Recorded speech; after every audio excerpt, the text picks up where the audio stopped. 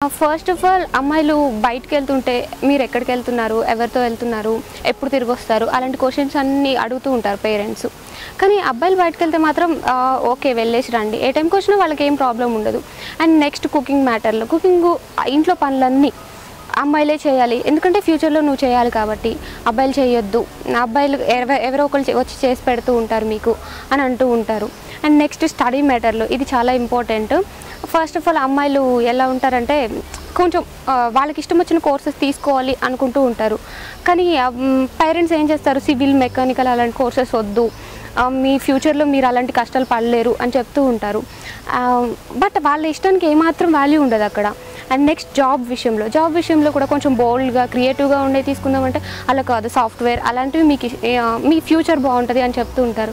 నేను వీటన్నిటిని తప్పు అని మాత్రం అనట్లేదు, అది మీ పిల్లలపైన మీకుండే కేరింగ్. కానీ వీటన్నిటి వల్ల అమ్మాయిలకి ఎలా అనిపిస్తుంది అంటే మేము అబ్బాయిల కంటే తక్కువ అనే సెల్ఫ్ కాన్ఫిడెన్స్ వాళ్ళలో కొంచెం తగ్గిపోతూ ఉంటుంది. Being a girl I'm proud of my self because అలాంటి సిచ్యుయేషన్స్ నా లైఫ్లో ఉన్నాయి. అప్పట్లో మా నాన్నగారు అనుకున్నారు ఫ్యామిలీలో అబ్బాయిలు ఉంటే బాగుంటుంది అని చెప్పి. సో అలా మా ఇంట్లో ఒక అబ్బాయి లేకుండా పోయాడు. ఇప్పుడు అందరం అమ్మాయిలమే, నలుగురం అమ్మాయిలుగా ఉన్నాము.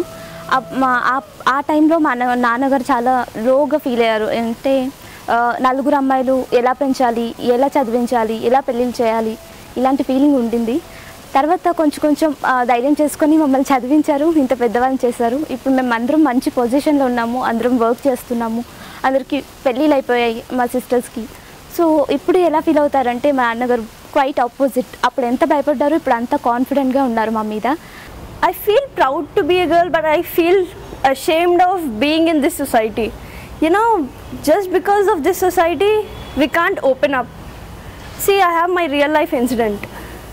నేను మా మమ్మీ మార్కెట్కి వెళ్తున్నాము. The worst thing was that it was around 7, just 7. I was just pursuing my class 10th at that time. And ఒక అబ్బాయి, he was just passing away. Bike వేసుకుని పక్క నుంచి వెళ్తున్నాడు. He hit on my. Being a girl I feel very proud really.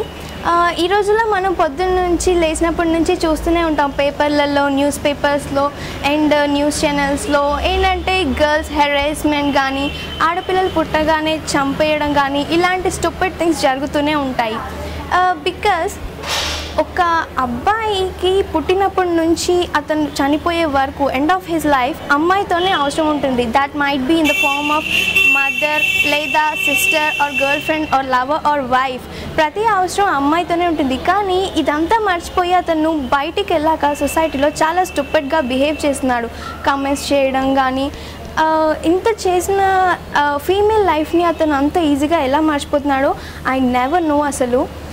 నేను ఈ రోజుల్లో ఇదంతా కామన్. నేను పేరెంట్స్కి చెప్పేది ఏంటంటే మీ అమ్మాయిని బయటికి పంపించకుండా ఉండకండి, మీ అబ్బాయిని సరిగ్గా బిహేవ్ చేయమని చెప్పండి.